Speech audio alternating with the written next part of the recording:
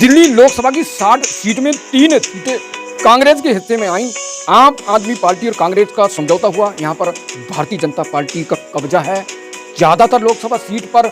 और जो दिल्ली लोकसभा की 60 सीट में 3 सीटें कांग्रेस के हिस्से में आई। आम आदमी पार्टी और कांग्रेस का समझौता हुआ। यहां पर भारतीय जनता पार्टी का कब्जा है ज्यादातर लोकसभा सीट पर।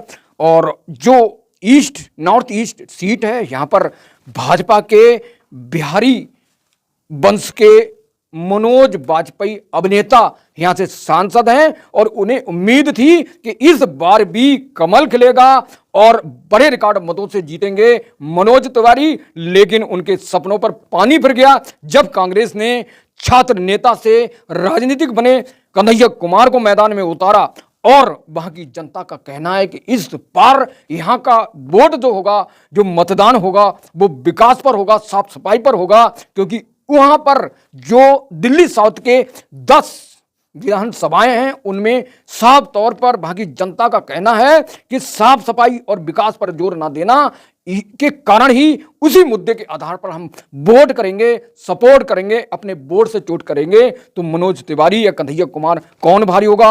हॉट सीट है, दिलचस्प है, मजबूत, बहुत वीवीआईपी सीट बन गई है। क्योंकि हर बार ये जो सीट है इस पर जो 10 विधानसभाओं का है और आम आदमी पार्टियों को 4 सीटों पर कब्जा है। विधानसभा बुलाड़ी, तिरपालपुर, सीमापुरी, रोहतास नगर, सीलमपुर, घोड़ा और बाबरपुर, गोकलपुर, मुस्तकाबाद और करावल नगर। तो यहां पर इस सीट पर कन्हैया कुमार कितने मजबूत हैं। और वहां की जनता का यह भी कहना है कि बिहारी मूल के दोनों लोग यहां पर डटे हैं। यह पूर्व उत्तर के लोग हैं, पूर्वांचल के लोग हैं, बिहार के लोग हैं और यही निर्णायक है। इसी आधार पर यहां पर ज्यादातर जो मतदाता है वो बिहारी है और बिहारी किसे सपोर्ट करेगा, ये वहां के मुद्दों के आधार पर, बहुत सारे मुद्दे हैं, उन मुद्दों के आधार पर वोट करेगा। लेकिन बहुत ही दिलचस्प है, कन्हैया कुमार और मनोज तिवारी के बीच में टक्कर। इंडिया गठबंधन के प्रत्याशी कन्हैया कुमार, तो वहीं दूसरी तरफ भाजपा के फायर ब्रांड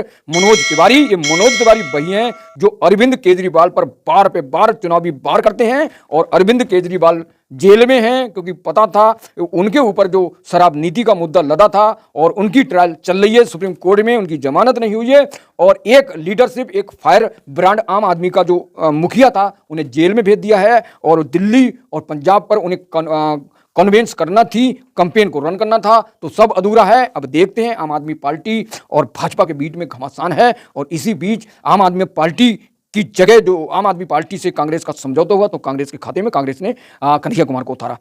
तो चुनावी मुद्दा साउथ ईस्ट में मैंने पूर्व बताया हॉट सीट है क्योंकि यहां पर बिहारी और भारी का मुद्दा है, बाहरी लोगों का। और 10 विधानसभा में यूपी, बिहार और अन्य राज्य के भारतीय प्रवासी निवास करते हैं और यहाँ विकास से मरहूम रखा गया है क्षेत्र को। और गंदगी है, साफ सफाई नहीं है। जो प्रतिनिधि हों, चाहे वो नगर निगम के प्रतिनिधि हों, चाहे विधानसभा के प्रतिनिधि हों, चाहे लोकसभा के प्रतिनिधि, उन्होंने क्षेत्र को तवज्जो नहीं दी है। अब देखना है कि यह जनता विकास के आधार पर या जिन्होंने विकास नहीं किया उन्हें वोट देगी। तो ये अभी इंतजार करना है। तो किसी ने इस क्षेत्र में आंख उठाकर नहीं देखा है। 2024 के लोकसभा चुनाव में भाजपा ने, मैंने बताया, पूरी मनोज तिवारी। और जनता अगर मनोज तिवारी से हिसाब लेना चाहती है, अगर विकास के नाम पर, साफ सफाई के नाम पर, तो उनके विरोध में वोट जाएगा। और हिंदुत्व के नाम पर अगर ये जनता वोट देती है तो ये वोट भाजपा के पक्ष में जाएगा।